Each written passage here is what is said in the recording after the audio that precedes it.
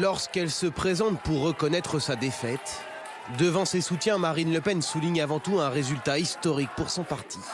Les idées que nous représentons arrivent à des sommets un soir de second tour d'élection présidentielle. Le résultat de ce soir représente en lui-même une éclatante victoire.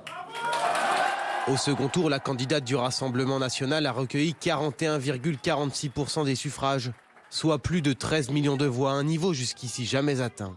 Et surtout, Marine Le Pen arrive en tête dans de nombreux départements d'outre-mer ainsi que dans 3 régions. La Corse, les Hauts-de-France et même en PACA. Quand on est au-dessus de 40%, on ne peut pas être à la tête d'une extrême droite fascisante. Non, c'est plus compliqué que ça. C'est essentiellement de la colère sociale qui fait le vote Le Pen. C'est pas une droite de crâne rasé.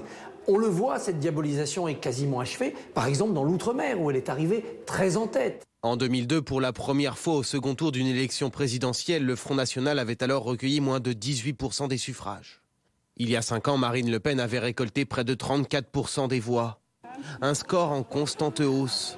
D'élection en élection, le Front républicain s'effrite. Le fait de prendre 10 points entre 2017 et aujourd'hui montre bien qu'un certain nombre de gens qui n'étaient pas prêts à voter pour elle il y a 5 ans, aujourd'hui, ont sauté le pas. Malgré tout, près de 15 points de différence entre Marine Le Pen et Emmanuel Macron, cela reste substantiel. Malgré ce nouveau revers, Dans cette défaite, je ne peux m'empêcher de sentir une forme d'espérance. Marine Le Pen a d'ores et déjà déclaré qu'elle continuerait son combat politique. Avec l'énergie, la persévérance et l'affection que vous me connaissez.